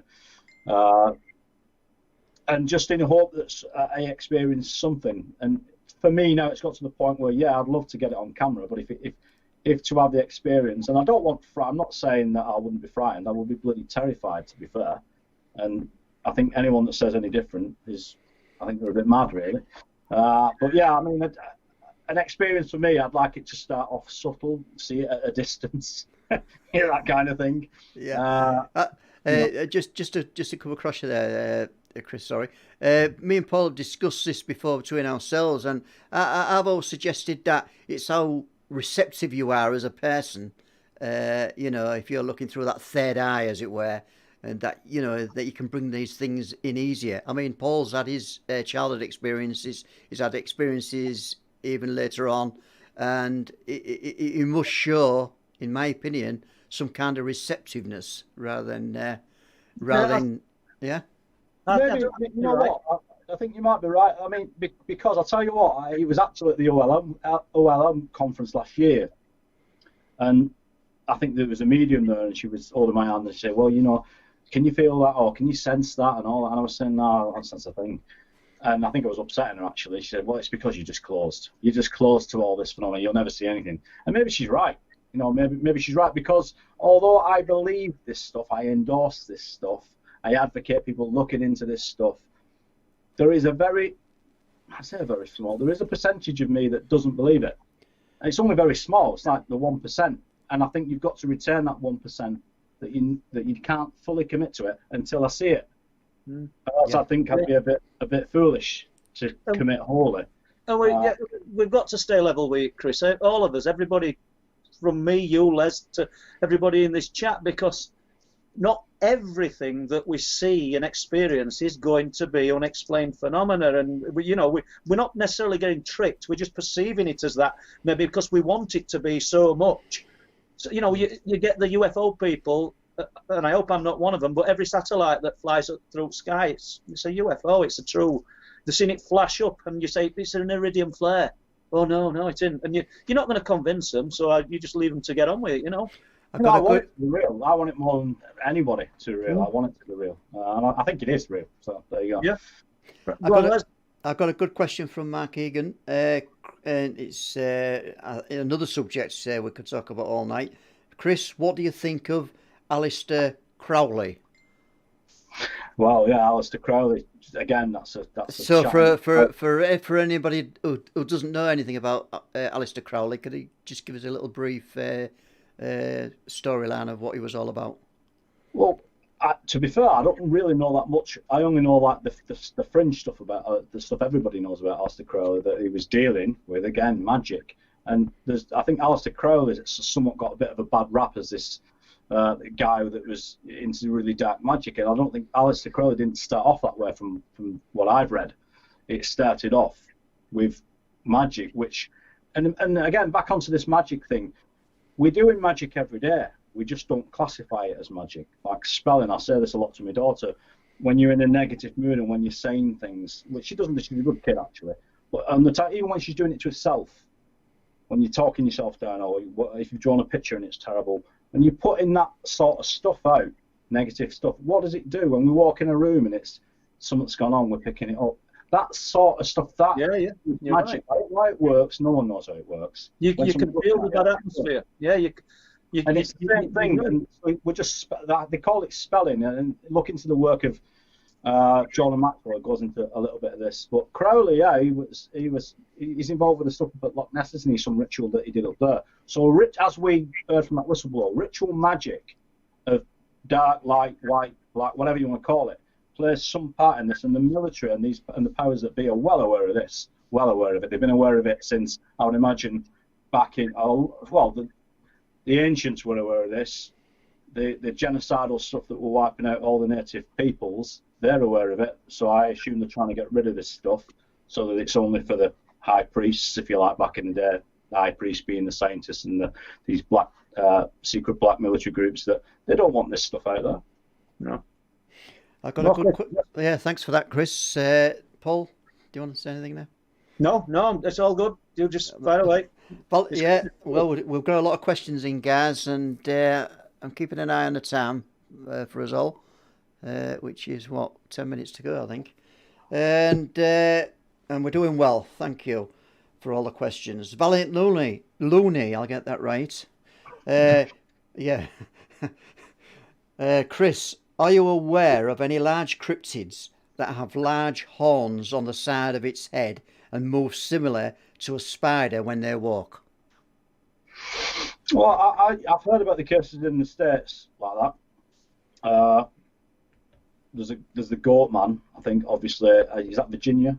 I might be wrong about that. But yeah, I've heard about that. And I believe there is a case in the UK as well. And again, we get into, is this a case of how the phenomena is presenting? It's not an actual I get not in the sense that it's a tulpa or something like that we're conjuring up. That I actually think that we can do that, similar to the CE5 stuff. But I think sometimes the phenomena will present itself, and according to some of the witnesses I spoke to, when the entities will, on rare occasions, engage in conversation, they don't always get, because it's telepathic, they don't seem to always get the communication correct. There is, it is sort of lost in translation, some of this stuff. So if they are picking up on, like, Paul, remember the Disney characters type things? Yeah. The cartoon characters. Yeah.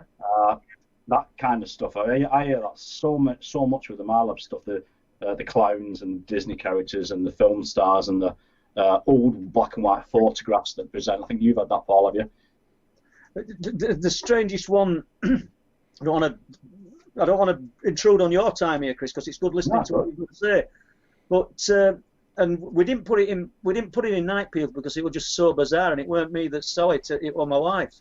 And I know what I'm going to do here by talking about this. It's just going to open a few chuckles. But she woke up in the night and said, just below the ceiling, she could see. This is crazy. Like cartoon type characters looking at us. We don't do drugs, people. Do you know what I mean? We don't smoke any strange substances either. And for her to come out with something like that, and she said it was clear as out, and she could see them.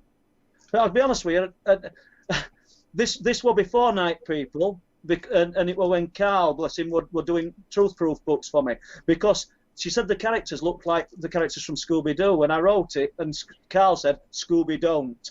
It means he says, don't write about it. Not that it were a lie, but you know, even things that you perceive as true, sometimes you just don't go with. Could she have been dreaming? I suppose she could have had some kind of weird dream, but she claims that she were awake watching these things. Strange. Yeah, they just seem to be tapping into. I don't even necessarily always know whether it's our consciousness, because I don't know whether that day, Paul, I know your grandkids are around all the time, so had they been watching something and whatever this thing was picking up on, it was just using that as a less frightening thing to present itself as. This is often what happens. I think that can happen. I mean, that could be the reason why children see owls and animals and things that are less terrifying, should we say, as what we perceive as an alien grey would look like. And you've been shown other things, like in Night People. Not in Night People. The experience that happened to me as a child when I saw those things stood at the bottom of the bed, then closed my eyes and looked away, and when I looked again, I was looking at an image from my mum and dad's wedding album.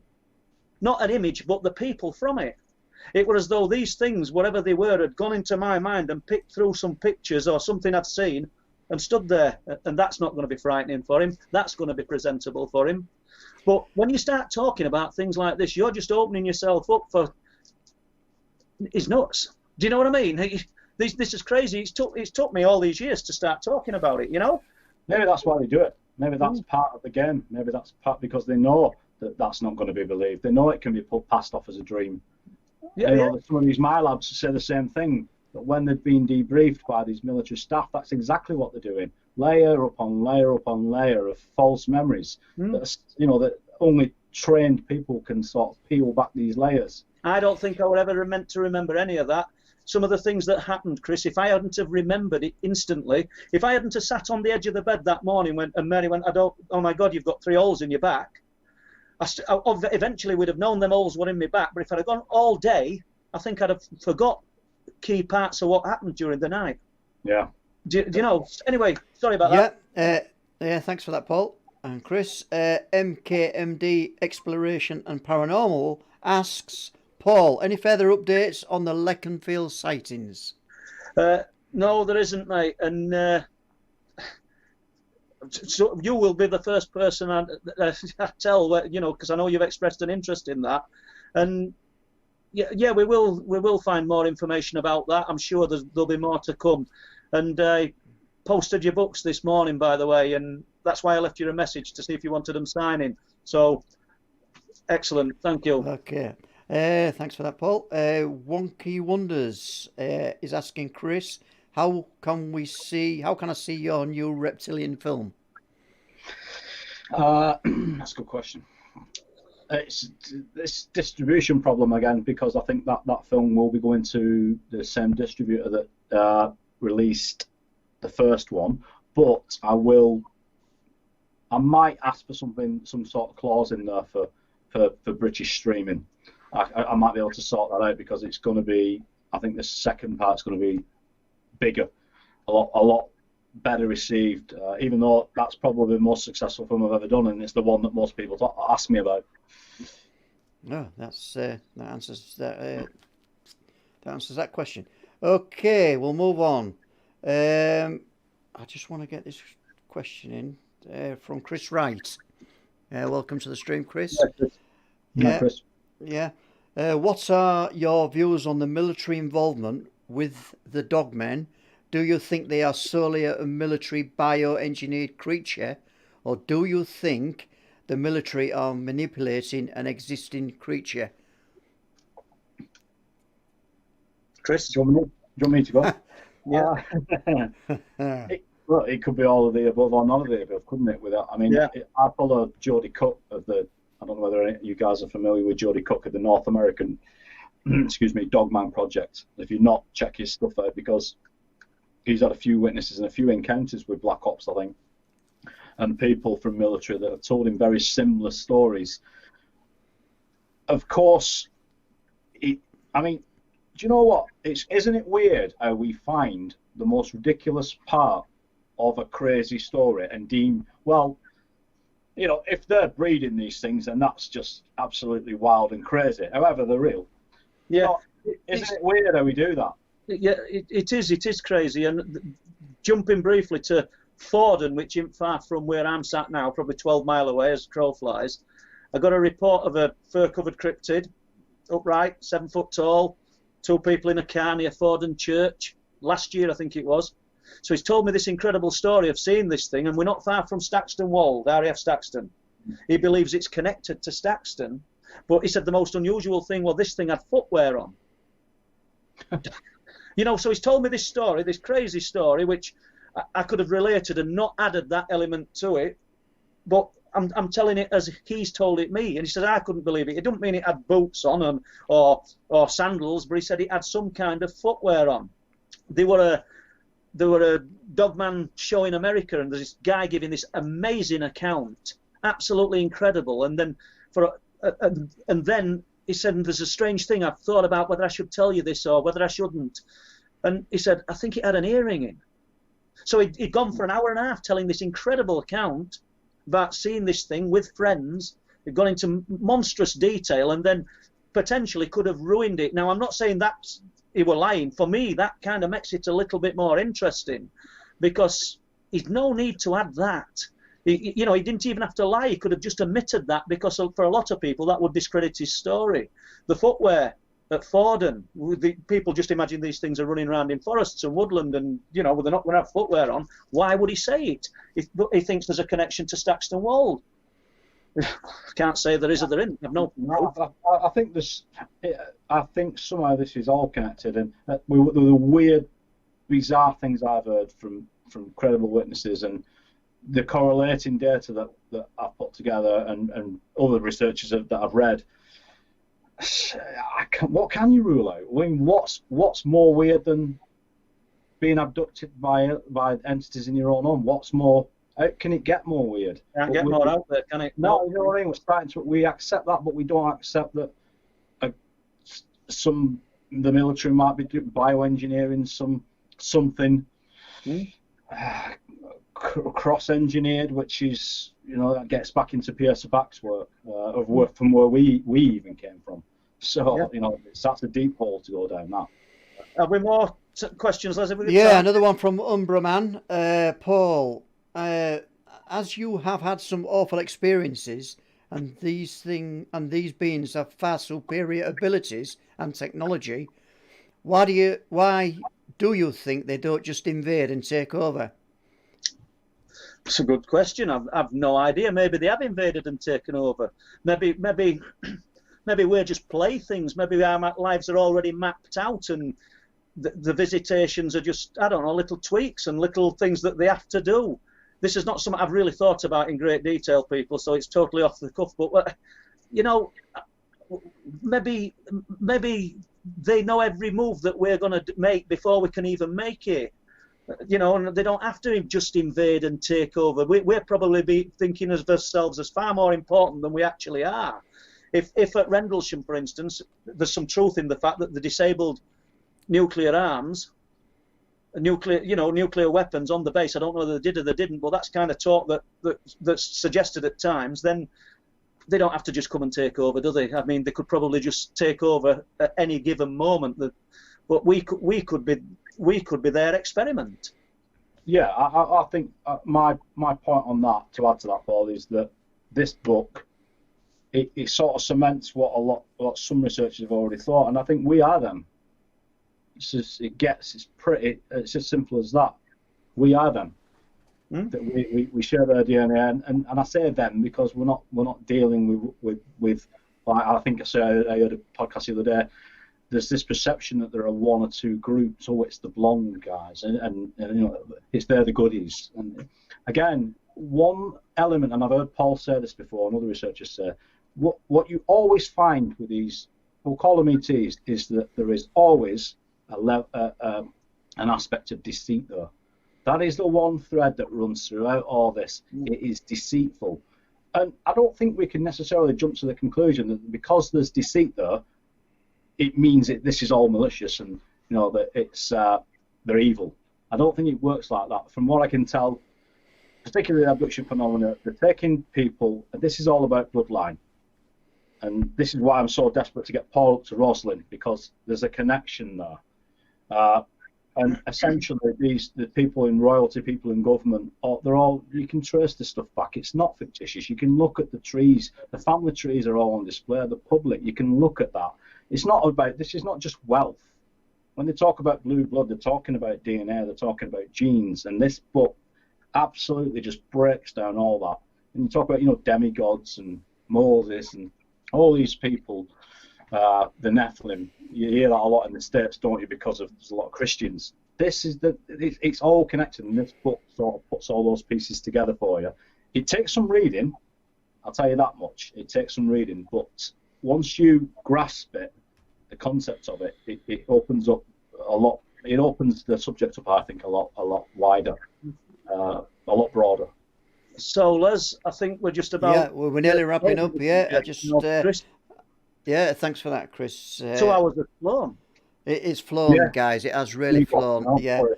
So we're just nearly there. We just got one more question. I think this one is for you, Paul. And then we'll get some closing comments. Okay. David Hind. Welcome, David. Hi, Last David. question of the day. And anything new at Speeton, Paul? So it's really an update on what's happening at Speeton. No, David, and I know you know that area quite well. There's not a lot. We got a cryptid report from November 12th, 2019 at Speeton, an incredible cryptid report. Once again, they're not connected to other people, so these things are being seen, but no, not a lot happening. There's more happening for other people than there is for me. I've got to admit, I'm getting the reports, which I'm really thankful for, and in a way, I like it that it's not happening to me at the moment, because, or as in me getting the reports, Les, because it just shows that it's not just Paul Sinclair claiming this stuff's happening. Okay. Well, Sorry, I didn't help you much there, David. Yeah. And really, thanks for being on the show, Chris, tonight. No, you're welcome. I've enjoyed it. Thank you. Yeah, Sorry and for as we times like that. I tend to do that. No, it's good. no, that's brilliant. That's what the show is all about. Obviously, it's getting your stories out there, your accounts, your work, your research, and all the filming that you're doing, Chris. So yeah, it's all good. So I'm just going to, if you want to contact, I should say, if you want to see any of the films that are on YouTube by Chris, I'll just put his YouTube page up there now. Chris Turner Films. Go to YouTube, Chris Turner Films, and see some of the trailer for the new Reptilians 2 is on there. Is that right, Chris? Well, there's a couple of excerpts from recent interviews. Yeah, I've not even From Elusive 2, I should say, yeah. Yeah, I mean, again, when COVID leaves us, we can get out and get it finished. That's it. It's just stopping everything in its tracks at the moment, which is unfortunate. And we've got truthproof.uk, which is where you need to go if you want to purchase any books from Paul. All the books are on there. Also, if you want to report, you've got the book. We ain't got that screen on at the moment, Paul. I've just got your webpage up, mate. But okay. Yeah, show us that book again. Then we're on now. We're on now. Yeah, thank you. Night people. Night people. There you go, folks. Not got that bit of paper on. No, and you can and they can have it signed, can't they, Paul? Oh yeah. I always sign them. I've signed the books I've sent today, and I'd sign them with your actual name if you want me to, but you'll have to tell me. That the only reason I never sign them with a name is because there could be a gift for somebody. Yeah. So unless I'm told, I don't do it. Yeah. Okay. And then one last thing, we're going to plug tonight, and which is Chris Evers' fourth conference next year in Hull at the Freedom Centre, which is on Preston Road in Hull. Anybody who knows that area. And we've got Paul speaking at that conference with Peter Robbins and Jennifer Steen. There's Philip Kinsella, Ronald Kinsella, Peter Askoff, Mike Covell, and Sasha Christie, and surprise guests. So that should be a good conference there, Paul. Yeah, it should be an enjoyable couple of days. And like we said last week, we could probably push a few more conferences as well, because there's, as Chris said earlier, that's where the information's swapped and exchanged, and we must promote them as much as possible. Well, with a sadly lacking itinerary of shows being planned, let's hope that one at least goes ahead, and there'll be a lot more where people when people can organise them. I'm sure. Okay, well, thanks a lot, guys. Thanks, Paul Sinclair and Chris Turner for tonight's show. Yeah, I'm Les Drake from Digital Creations producing the show. Thanks to Leslie Kirby again for providing all the questions tonight, and we'll see you next time. Good night. Night. Okay, well, and there we go.